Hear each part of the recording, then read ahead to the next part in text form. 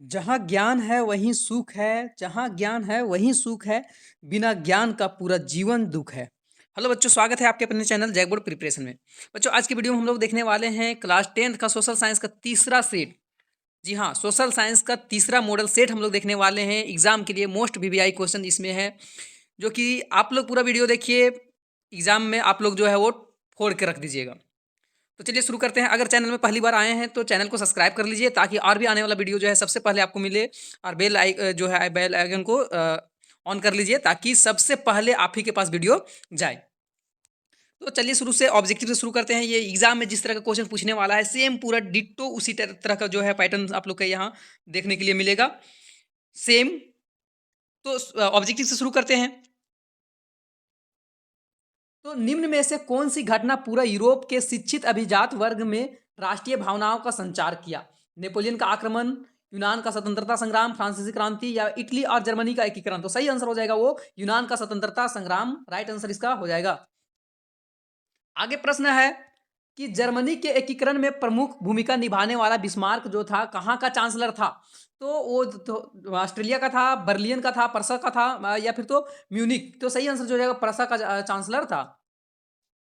आगे क्वेश्चन है कि वियना की संधि कब हुई थी? है ना, 1848 में, 1815 में, 1804 में, या 1789 में? तो वियना संधि जो हुआ था वो 1815 में हुआ था, और इसमें क्या हुआ था? नेपोलियन का हार हुआ था वाटरलू के लड़ाई में। आगे क्वेश्चन है कि 1918 में गांधी जी सूती कपड़ा कारखाने के मजदूर के बीच में सत्याग्रह आंदोलन चलाने के लिए कहाँ पहुंचे थे? है ना, 1918 में गांधी जी सूती कपड़ा कारखानों के मजदूर के बीच में सत्याग्रह आंदोलन चलाने के लिए जो थे वो कहाँ पहुंचे थे? अहमदाबाद, मुंबई, बनारस, भागलपुर? सही आंसर हो जाएगा वो अहमदाबाद हो जाएगा। आगे क्वेश्चन है चौरी चौरी चौरा में हिंसात्मक घटना के कारण महात्मा गांधी ने किस आंदोलन को वापस ले लिया था? खिलाफत आंदोलन को, असहयोग आंदोलन को, सविनय अवज्ञा आंदोलन को, भारत छोड़ो आंदोलन को? सही आंसर हो जाएगा असहयोग आंदोलन को वापस ले लिया था, जिसका सही आंसर हो जाएगा। आगे क्वेश्चन है कि गाड़ियों के, है ना, गाड़ियों के उत्पादन के लिए असेंबली लाइन का प्रयोग अमेरिका सबसे पहले किसने, है ना, किसने किया था? गाड़ियों के उत्पादन के लिए असेंबली लाइन का प्रयोग सबसे पहले अमेरिका में सबसे पहले किसने किया था? एडिसन ने, फिलिप्स ने, रूजवेल्ट में, हेनरी फोर्ड में? तो सही आंसर हो जाएगा हेनरी फोर्ड। आगे क्वेश्चन है कि इंग्लैंड का कौन सा नगर फिनिशिंग, है ना, सेंटर के रूप में विकसित हुआ था? लंदन, आइलैंड, हैम्पशायर, वारमोट? सही आंसर हो जाएगा लंदन। आगे क्वेश्चन है ज्योतिबा फूले, है ना, ज्योतिबा फूले ने 1871 में जाति प्रथा के अत्याचारों पर कौन सी पुस्तक लिखी थी? तो गुलामगिरी इसका सही आंसर हो जाएगा। आगे क्वेश्चन है कि निम्नलिखित में से किस प्रांत में सीढ़ीदार सोपानी की खेती की जाती है? पंजाब में, हरियाणा में, उत्तर प्रदेश के मैदान में, उत्तराखंड में? तो सही आंसर हो जाएगा उत्तराखंड में। आगे क्वेश्चन है कि निम्न में से कौन से राज्य में अति पशुचारण का कारण जो है भूमि निम्नीकरण के लिए जिम्मेवार है? झारखंड और उड़ीसा, मध्य प्रदेश और राजस्थान, पंजाब और हरियाणा, केरल और महाराष्ट्र? सही आंसर हो जाएगा मध्य प्रदेश और राजस्थान। आगे क्वेश्चन है कि बांध, है ना, बांधवगढ़, है ना, बांधवगढ़ राष्ट्रीय उद्यान किस राज्य में स्थित है? मध्य प्रदेश, असम, महाराष्ट्र, उड़ीसा? सही आंसर हो जाएगा वो मध्य प्रदेश में स्थित है। आगे क्वेश्चन है कि वर्तमान समय में भारत में कुल विद्युत का लगभग कितना प्रतिशत भाग जो है जल विद्युत से प्राप्त होता है? 28%, 26%, 24%, 22%? सही आंसर हो जाएगा 22%। आगे क्वेश्चन है सरकार निम्नलिखित में से कौन सी घोषणा फसलों की सहायता देने के लिए करती है? मध्यम सहायता मूल्य, अधिकतम सहायता मूल्य, न्यूनतम सहायता मूल्य, प्रभावी सहायता मूल्य?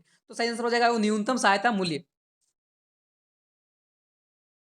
आगे क्वेश्चन है निम्नांकित चट्टानों में से किस चट्टान में स्तर जो है वो खनिज का निक्षेपण और संचय होता है? निम्नांकित चट्टानों में से किस चट्टान में जो है स्तर से खनिजों का निक्षेपण और संचयन होता है?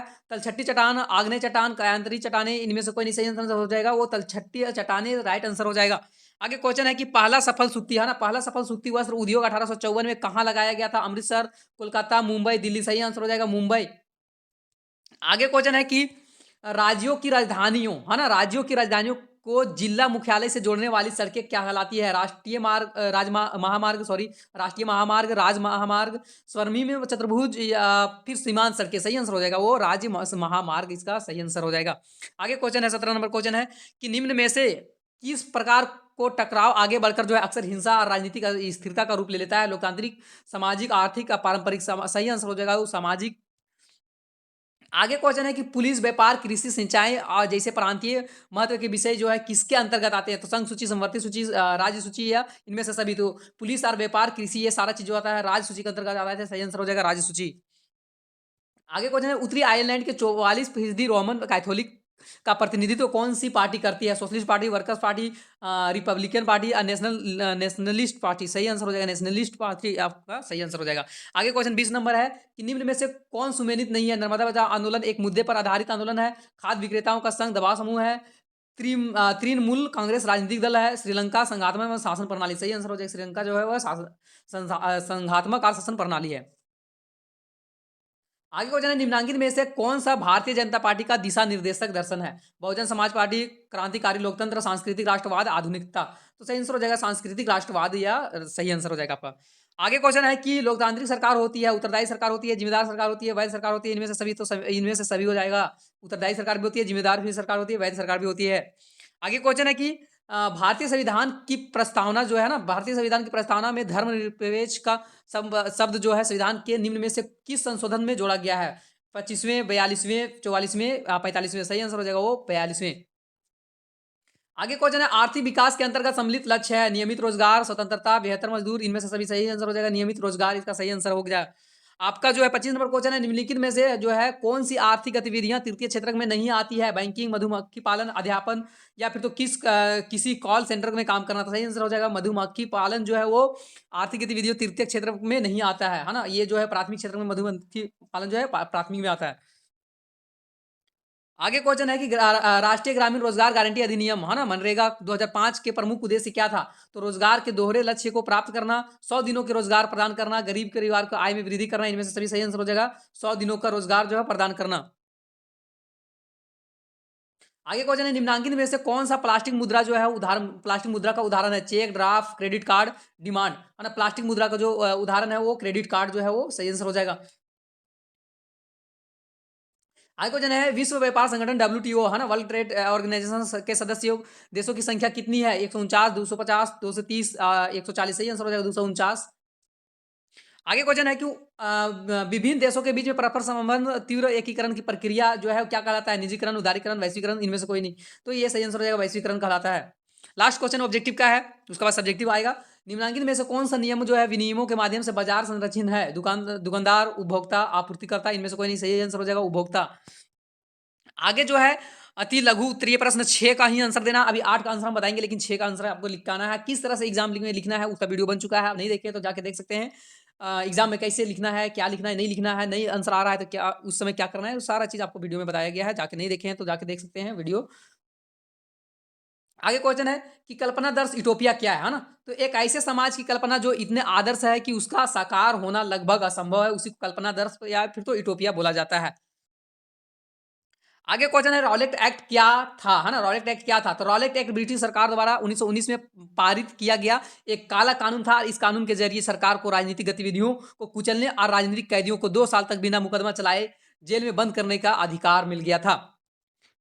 आगे क्वेश्चन है कि टाका क्या है ना? तो टाका में जो है, टाका में वर्षा जल जो है अगली वर्षा ऋतु तक संग्रहित किया जा सकता है और इसे जल की कमी वाले ग्रीष्म ऋतु तक पानी पीने का जो पानी का जो है जल उपलब्ध करवाने वाला जल का स्रोत बनाता है।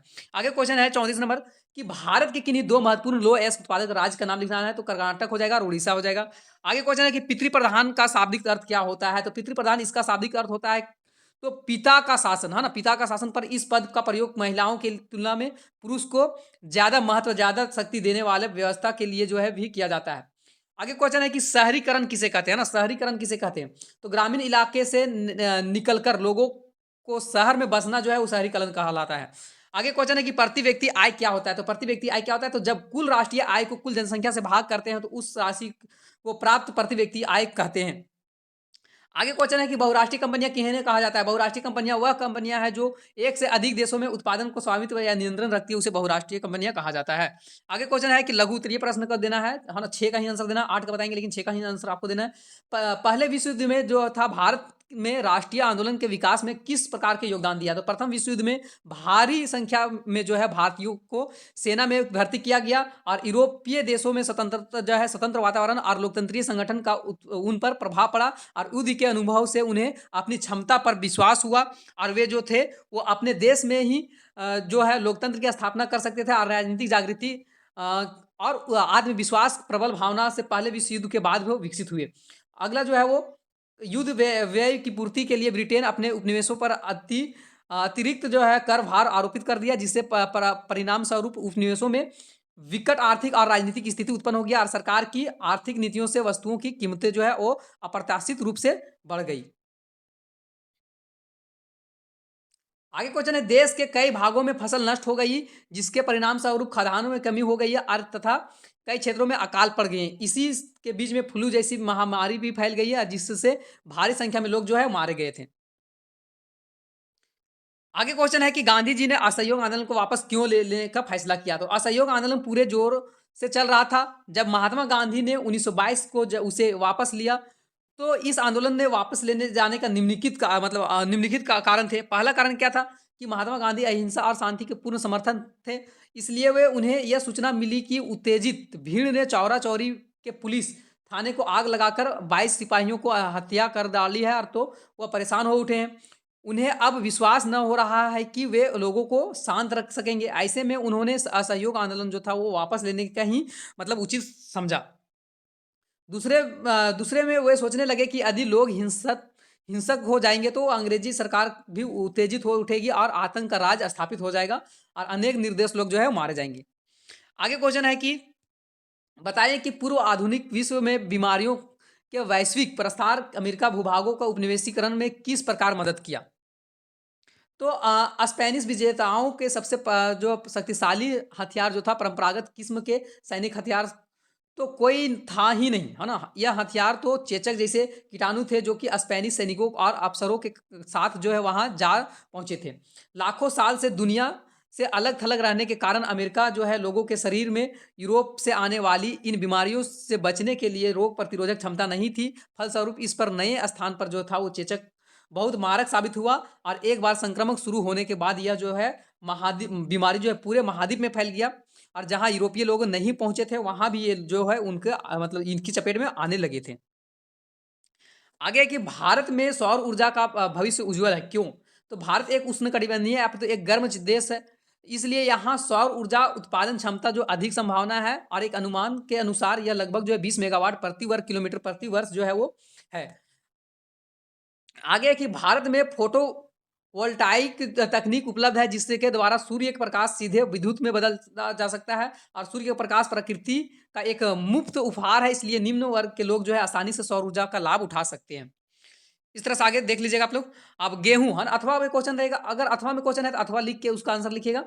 गेहूं की खेती के लिए उपयुक्त भौगोलिक परिस्थितियों का वर्णन करें। तो भारत के एक खाद्य फसल का नाम बताइए और जहां यह जो पैदा की जा सकती है उन्हें क्षेत्र का विवरण भी देना है। तो गेहूं जो है एक खाद्य फसल है और गेहूं की खेती के लिए उपयुक्त भौगोलिक स्तर जो है वो तापमान जो है गेहूं का एक शीतोष्ण कटिबंधीय फसल है, इसके लिए जो है 20 डिग्री सेल्सियस तापमान होना चाहिए और वर्षा जो है वो 50 से 75 सेंटीमीटर वर्षा गेहूं की खेती के लिए आवश्यक है। गेहूं की खेती में सिंचाई की भी आवश्यकता पड़ती है। आगे है कि मिट्टी है ना, मिट्टी गेहूं की खेती के लिए दोमट मिट्टी की आवश्यक होना है और मिट्टी में पर्याप्त नमी और ठंडा जो है ठंडा मौसम गेहूं के फसल के लिए जरूरी होता है। गेहूं के फसल पकते समय जो है बादल रहित आकाश आवश्यक है और गेहूं का अधिकतर उत्तर प्रदेश और पंजाब हरियाणा ये सब राज्यों में होता है।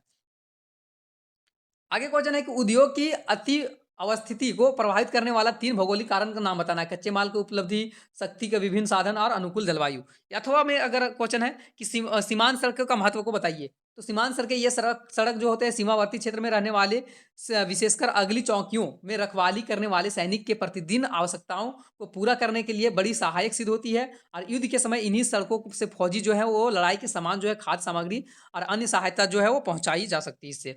आगे क्वेश्चन है कि लोकतांत्रिक सरकार का मुख्य विशेषता क्या है। तो एक लोकतांत्रिक सरकार की कुछ अपनी ही विशेषता होती है, जो कि लोगों के द्वारा चुने गए सदस्य ही देश के शासन की जो है बगडोर संभालते हैं और सारे प्रमुख फैसले वे स्वयं करते हैं। लोकतंत्र में चुनाव निष्पक्ष और स्वतंत्र रूप से होता है और चुनाव द्वारा जो है वो लोग जो है जब चाहे मौजूदा शासक को बदल सकते हैं। आगे जो है लोकतंत्र की तीसरी विशेषता यह है कि इनमें से लोगों को सार्वभौमिक व्यय मताधिकार का नियम का अनुसार जो है समान रूप से वोट देने का अधिकार उपलब्ध होता है और चुनाव के द्वारा चुनी गई सरकार के संविधान द्वारा जो है निश्चित बुनियादी कानून और नागरिक अधिकारों को जो है सीमा में रहते हुए भी काम करती है। आगे क्वेश्चन है कि दबाव समूह और आंदोलन जो है वो राजनीति को किस तरह प्रभावित करते हैं। तो जब कुछ लोग अपने विशेष उद्देश्य की पूर्ति के लिए संगठित होते हैं तो उन्हें इस संगठन को हित समूह कहा जाता है और ऐसे दबाव समूह स्वयं राजनीतिक दल जो है राजनीति से किनारा रखते हैं क्योंकि या तो उनके मन में राजनीतिक गतिविधियां में हिस्सा लेने की इच्छा नहीं होती है या फिर तो जरूरत ही नहीं होती है। अब उनमें से राजनीतिक कौशल का अभाव होता है तो वे राजनीतिक दलों को और सरकार पर दबाव डालकर अपनी मांगों को मनवाना चाहते हैं और इस प्रकार से वे अनेक प्रकार के राजनीति को प्रभावित करते हैं। कौन कौन राजनीति को प्रभावित करते हैं इस तरह से आगे आप लोग देख लीजिएगा। विभिन्न दबाव समूह और आंदोलन अपने लक्ष्यों को पूर्ति करने के लिए जो है जनता का सहानुभूति और समर्थन प्राप्त करने का प्रयत्न करते हैं।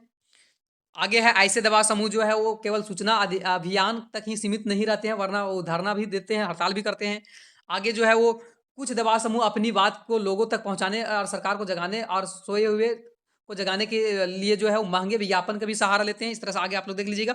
आगे बोला है कि किसी भी राजनीतिक दल के क्या गुण होते हैं, किसी भी राजनीतिक दल का क्या गुण होता है। तो राजनीतिक दल का एक ऐसा संगठन होता है जिसके सदस्य में एक जैसे विचार होते हैं और एक जैसी नीतियां होती है और जो देशों की विभिन्न समस्याओं पर एकदम एकमत होते हैं। और एक राजनीतिक दल का जो है निम्नांकित गुण भी होते हैं। क्या क्या गुण होता है? तो पहला गुण राजनीतिक दल का होता है कि एक विशेष संगठन होता है ना। हर एक राजनीतिक दल का एक संगठित ढांचा होता है, नीचे से लेकर ऊपर तक जो है वो पदाधिकारियों का चुनने का विशेष व्यवस्था भी होता है।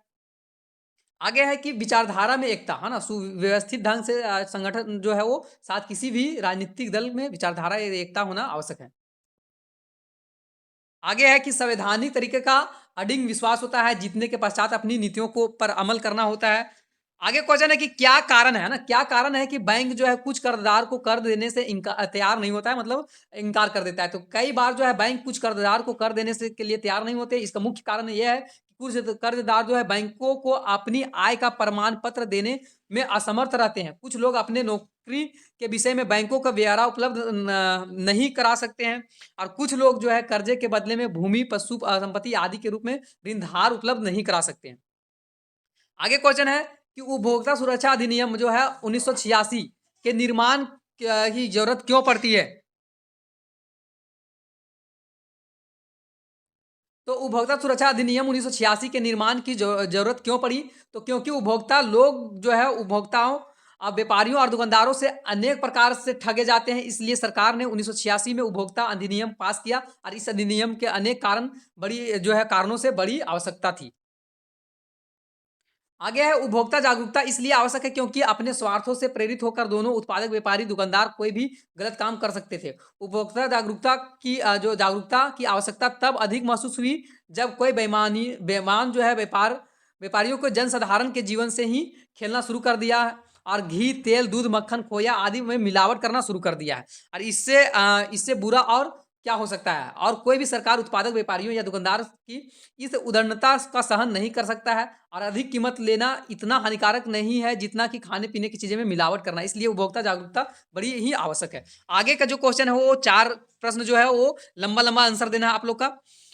तो दीर्घ उत्तरीय प्रश्न है कि नहीं 4 का ही आंसर देना है। तो महात्मा गांधी ने कहा कि स्वराज की लड़ाई दरअसल अभिव्यक्ति, प्रेस और सामूहिक के लिए लड़ाई व्याख्या करे, है ना? तो भारत में औपनिवेशिक शासन के दौरान सरकार द्वारा उन सभी प्रतिक्रियाओं एवं व्यवस्थाओं पर प्रतिबंध लगाया है जो राष्ट्रवाद में सीधे संबंधित थे। इसमें जो है इसमें से अभिव्यक्ति का अधिकार जो है वो प्रेस की स्वतंत्रता तथा संगठन बनाने का स्वतंत्रता मुख्य थे। आगे है कि अतः गांधी जी ने जब स्वराज को अपना उद्देश्य घोषित किया तो उन्होंने स्पष्ट रूप से उन्हें अभिव्यक्ति, प्रेस और संगठन बनाने की स्वतंत्रता का स्वराज का महत्वपूर्ण भाग जो है स्वीकार किया। उन्होंने स्पष्ट रूप से कहा है कि स्वराज की लड़ाइयाँ जो है वो सबसे पहले इन संकटग्रस्त आज़ादी की लड़ाई है। आगे है कि 17वीं शताब्दी, है ना, 17वीं शताब्दी में यूरोपीय शहर के सौदागर गाँव में किसान और कारीगर से काम करवाने लगे, व्याख्या करें, है ना। तो 17वीं शताब्दी में यूरोपीय शहरों में सौदागर जो है गाँवों में किसान से, कारीगर से जो है काम करवाने लगे। उन्होंने ऐसा निम्नांकित कारण से मतलब किया। पहला कारण क्या है कि उस समय विश्व व्यापार के विस्तार और उपनिवेशों की स्थापना के कारण चीजें की मांग बढ़ने लगी और इसलिए उद्योगपतियों और व्यापारियों अपना उत्पादन बढ़ाना चाहते थे, परंतु शहरों में रहकर ऐसा नहीं कर सकते थे क्योंकि वहां मजदूर संघों और व्यापारी गिल्ड्स काफी शक्तिशाली थे जो उनके लिए अनेक समस्या पैदा कर सकते थे। अगला जो है पॉइंट कि शासक ने भी विभिन्न गिल्ड्स को खास चीज़ों का उत्पादन और व्यापार का एकाधिकार दे दे रखा था। ग्रामीण क्षेत्र में किसान लोग जो है और कारीगर ऐसे सौदागर के लिए काम करने को तैयार थे, क्योंकि वो खुले खेत में खत्म होने और कॉमन्स भूमियों की बाड़ाबंदी होने के कारण जो है उनके पास जीने और बहुत कम साधन बचे थे। आगे क्वेश्चन है कि सामाजिक अंतर कब और कैसे समाजों को जो विभाजन रूप ले लेता है। जब एक सामाजिक अंतर जो है दूसरों को जो है अन्य अंतरों से ऊपर और बड़ा हो जाता है, तो वह सामाजिक विभाजन का रूप ले लेता है। अमेरिका में श्वेत तथा अश्वेत नागरिक के बीच में अनेक अंतर, जैसे अश्वेत गरीब, बेघर हैं तथा सामाजिक उत्पीड़न के शिकार हैं। इन सभी अंतरों में नस्लीय भेदभाव सबसे बड़ा अंतर है। अतः नस्लीय भेदभाव अमेरिका में सामाजिक विभाजन का रूप ले लेता है। जब एक तरह का सामाजिक अंतर अन्य अंतरों से ज़्यादा महत्वपूर्ण हो जाता है तथा लोगों को यह महसूस होने लगता है कि वे दूसरे समुदाय के हैं, तो इससे एक सामाजिक जो है वो विभाजन की स्थिति का पैदा हो जाता है। अथवा में क्वेश्चन है कि सत्ता की साझेदारी क्यों ज़रूरी है, स्पष्ट करें। तो सत्ता की साझेदारी इसलिए ज़रूरी है, इसके लिए 2 मतलब तर्क दिए गए हैं। पहला कि सत्ता का बँटवारा होने से विभिन्न सामाजिक समूह के बीच में जो है टकराव का आदेशा जो है वो कम हो जाता है, चूँकि सामाजिक टकराव आगे बढ़कर अक्सर हिंसा का जो है राजनीतिक अस्थिरता का रूप ले लेता है। इसलिए सत्ता में जो है हिंसा दे देना राजनीतिक व्यवस्थाओं का स्वायत्त के लिए अच्छा है। दूसरा जो है वो सत्ता का साझेदारी जो है दरअसल लोकतंत्र का आत्मा है। लोकतंत्र का मतलब होता है कि लोगों और इस शासन व्यवस्था के अंतर्गत जो है उसके बीच में जो है सत्ता को बांटा जाए और ये लोग जो है वो ढर्रे से रहे। इसलिए वैध सरकार वही है जिसमें अपनी अपनी भागीदारी के माध्यम से जो है सभी समूह के शासन व्यवस्था जुड़ते हैं। आगे क्वेश्चन है कि भारतीय अर्थव्यवस्था के विकास में तृतीय क्षेत्र को कोई महत्वपूर्ण भूमिका निभा रहा है ना? क्या आप इसे सहमत हैं? समर्थ जो है कारण देना है। तो जीडीपी जो है, जीडीपी से हमारा तात्पर्य तीनों क्षेत्रकों के उत्पादन के योगफल से है। इसे सकल घरेलू उत्पाद भी कहा जाता है और इसी प्रकार से वे गतिविधियां जिनके द्वारा चीजों का निर्माण अपेक्षा सेवाओं का निर्माण होता है, उसे तृतीय क्षेत्र भी कहा जाता है। और इस बात में कोई संदेह नहीं है कि भारत में विकास की प्रतिक्रिया से जीडीपी जो है वो तृतीय क्षेत्र में हिस्सेदारी में वृद्धि हुई है। 1973 में जो है वो 2003 के 30 वर्षों में जो है जीडीपी में वृद्धि हुआ है ना, वृद्धि को प्राथमिक क्षेत्र की भी हिस्सेदारी में 25% था और इसी प्रकार जो है इस काल के द्वितीय क्षेत्र जो है हिस्सेदारी में जो लगभग 25% था और तृतीय क्षेत्र जो था वो 50% था। लेकिन इसमें क्या हुआ कि रोजगार के क्षेत्र में तृतीय क्षेत्र जो है हिस्सेदारी में इतना अधिक न हो सकी। 2000 में रोजगार क्षेत्र जो है प्राथमिक क्षेत्र की हिस्सेदारी से 60% था और द्वितीय क्षेत्र जो है 18% हो गया और तृतीय क्षेत्र जो है 22% हो गया। इस प्रकार से रोजगार में जो है 2000 में प्राथमिक क्षेत्र की हिस्सेदारी जो था सबसे अधिक थी और यहाँ अभी भी कोई जो है वो 66% के लगभग जो है वो कार्यरत है। आगे क्वेश्चन है कि वैश्वीकरण का प्रभाव एक समान नहीं है। इस कथन से आपको जो है वो शब्दों को व्याख्या करना है। तो उपभोक्ता उत्पादों एवं श्रमिक पर वैश्वीकरण का प्रभाव समान नहीं है। इसका कुछ प्रभाव जो है धनात्मक तथा कुछ ऋणात्मक है ना। धनात्मक प्रभाव क्या है? तो शहरी क्षेत्रों में है ना, शहरी क्षेत्रों में जो है उपभोक्ता पर इसका प्रभाव लाभप्रद होता है और कुशल एवं प्रशिक्षित श्रमिक पर भी इसका जो प्रभाव धनात्मक होता है। बहुराष्ट्रीय कंपनियां को कच्चे माल के आपूर्ति करने से स्थानिक कंपनियां जो है समृद्ध हो गया है। सूचना प्रौद्योगिकी, डाटा एंट्री, लेखांकन, प्रशासनिक कार्य और इंजीनियरिंग की सेवाएं जो है लाभान्वित हुई है। ऋणात्मक क्या है? तो ऋणात्मक है कि छोटे और विनिर्मिताओं पर इसका प्रतिकूल प्रभाव पड़ा है। कई छोटी इकाइयां जो है बंद हो गई है, जिससे कि वहां के काम करने वाले बहुत से श्रमिक जो है बेरोजगार हो गए हैं और छोटे से कुटीर उद्योग धंधों पर प्रतिकूल प्रभाव पड़ने के कारण जो है ग्रामीण अर्थव्यवस्था बुरी तरह से क्या हो गया है? प्रभावित हो गया है। आगे क्वेश्चन है कि पूर्वी तट में जो है पूर्वी तट के नदी डेल्टाओं को किस प्रकार से मृदा पाई जाती है? इस प्रकार की मृदाओं को 3 प्रमुख जो है वो मुख्य विशेषताओं को बताना है। तो पूर्वी तट में डेल्टा पर जलोढ़ मृदा पाई जाती है और इस प्रकार की मृदा का जो है विशेषता यह है कि जलोढ़ मिट्टी का जो है निर्माण नदियों द्वारा लाए गए अवसादों से होता है और जलोढ़ मिट्टी जो है वो सभी फसलों के लिए उपयुक्त काफ़ी उपजाऊ होता है और यह देश की महत्वपूर्ण मृदा है जो कि देश के एक विस्तृत क्षेत्र में फैली हुई है। आगे है राजस्थान के अर्ध शुष्क क्षेत्रों में वर्षा जल संग्रह के किस प्रकार किया जाता है, व्याख्या करना है। तो राजस्थान का एक बड़ा भाग मरुस्थल है, इसलिए यहाँ पानी का अभाव सदा ही एक समस्या बना रहता है और इस तथ्य को सामने रखते हुए वहाँ का विभिन्न शासकों ने अनेक प्रकार के जलाशयों का निर्माण करके इस समस्या को दूर करने का प्रयत्न किया है। आगे है कि आज भी बहुत से जलाशय में हमें राजस्थान के विभिन्न भागों में देखने को मिले जाते हैं कि राजस्थान में कुछ मानव निर्मित झीलें और सरोवर इस प्रकार हैं कि 11वीं शताब्दी में परमार है ना, राजा भोज द्वारा जो निर्मित भोपाल, ताल उदयपुर में पिछोला और उदयपुर सागर जैसलमेर और गढ़सीसर में अजमेर अनासागर सागर जो है जयपुर है निकट, ये सब में जो है किला जल संग्रह तथा अभियांत्रिक का उत्तम नमूना और प्रस्तुत करता है। और ये प्रयत्न जो है समय के कसौटी पर खरे उतरे हैं और हमारी विरासत में एक महत्वपूर्ण पहलू भी है। आगे है मैप से क्वेश्चन। भारत के जो मानचित्र दिया गया है ना, ये भारत का मानचित्र दिया गया है। भारत के दिए गए मानचित्र को पढ़कर और उससे चिन्हित क्षेत्रों का सामने लिखना है। नवेली, कोयला खान, झरिया, रानीगंज और दिग्बोई है ना, मुंबई हाई एवं सिंगरैनी, ये सारा चीज दिखाना है। तो सबसे पहला जो है आपको पहला में दिखाया गया है कि दिग्बोई है ना, दिग्बोई कहाँ है सबसे पहला नंबर में, तो आपका दिग्बोई जो है इस जगह पर है। आगे जो है दूसरा में है झरिया है ना, झरिया रानीगंज है ना, झरिया रानीगंज जो है ये आपका इस जगह पर है। आगे जो है वो सिंगरैनी, तीसरा नंबर में सिंगरैनी जो है यहाँ है आपका, देख लीजिएगा। और मुंबई हाई, तो मुंबई में है, मुंबई इस जगह पर है। आगे जो है पांचवा में है वो नवेली कोयला खान, जो कि ये कहाँ है, तेलंगाना नहीं, तेलंगाना नहीं, इधर आपका हो जाएगा चेन्नई, आई थिंक चेन्नई है यहाँ, तमिलनाडु। तो ये रहा आप लोग का सोशल साइंस का तीसरा सेट। इसके बाद 2 सेट और आएगा, बस इससे बाहर जो है एग्जाम में नहीं जाने वाला है। अगर चैनल में पहली बार थे तो चैनल को सब्सक्राइब कर लीजिए और वीडियो को शेयर कर लीजिए अपने दोस्तों के साथ। मिलते हैं नेक्स्ट वीडियो में।